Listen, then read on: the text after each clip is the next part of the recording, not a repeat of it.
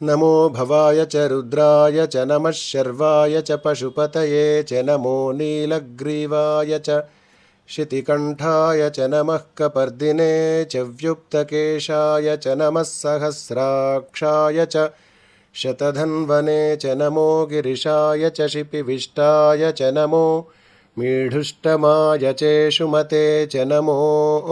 ह्रस्वाय च वामनाय च नमो बृहते च वर्षीयसे च नमो वृद्धाय च संवृध्वने च नमो